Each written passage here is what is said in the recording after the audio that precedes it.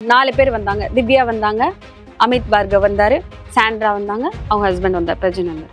உள்ள வரும்போதே ரொம்ப பெரிய தீப்பொறி எல்லாம் பின்னாடி பறந்தது. பயங்கரமா உள்ள வந்தாங்க. எனக்கு சிரிப்பு தாங்க வருது. அவங்களோட மோட்டிவ் எப்படி இருந்ததுன்னா, அவங்க பார்வதி அடிக்கணும். அதுதான் அவங்க 3 பேரோட எண்ணம்.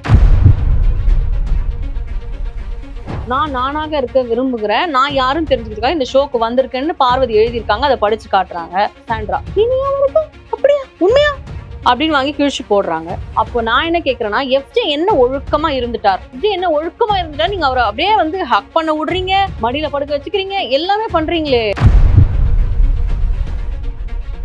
பிக் பாஸை பொறுத்த வரைக்கும் கேம் விளையாடி அந்த கேம்ல ஜெயிச்சா நீங்க வந்து டைட்டில் வின்னர் பதவிக்கு போயிடலாம், ஃபினாலேக்கு போயிடலாம் நினைச்சிட்டு இருக்க சபரி, எஃப்ஜே, கனி இவங்க எல்லாரும் வந்து முட்டாள் நான் சொல்வேன்.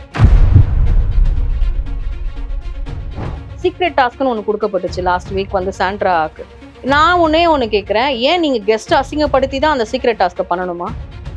வந்திருக்கிறது எக்ஸ் கண்டஸ்டன்ஸ் முன்னாடி சீசன்ஸ்ல அவங்க வந்து ஒரு மிகப்பெரிய எடுத்துக்காட்டு பிக் பாஸ்க்கு. நல்லா இருக்குங்க ஓவர் ஆக்டிங், நல்லா இருக்குங்க பண்றேன், ரொம்ப அழகா இருக்குங்க ஓவர் ஆக்டிங். நான் தள்ளி போனாலும் என் கிட்ட வந்து பேசுறாங்க, நான் அவாய்ட் பண்ணாலும் வந்து பேசுறாங்க. நாளைக்கு உங்களுக்கு பார்வதிக்கும் ஒரு கேம் வைக்கிறாங்கன்னா என்ன பண்ணுவீங்க? பார்வதி விளையாடுது, நான் விளையாடல, தொட்டு விளையாடும், நான் போறேன்ட்டு போயிடுவீங்களா பிரஜன்? ஒருத்தரை பத்தி இந்த வீடு ஃபுல்லா பேசுது அப்படின்னா அந்த பொண்ணு பேச வைக்குதுல்ல, அதுதான் அந்த பொண்ணு. வந்ததுக்கு அப்புறமாவும் அந்த ஒயில்ட் கார்டையும் பேச வைக்குதுன்னா அதுதான் டேலண்ட்.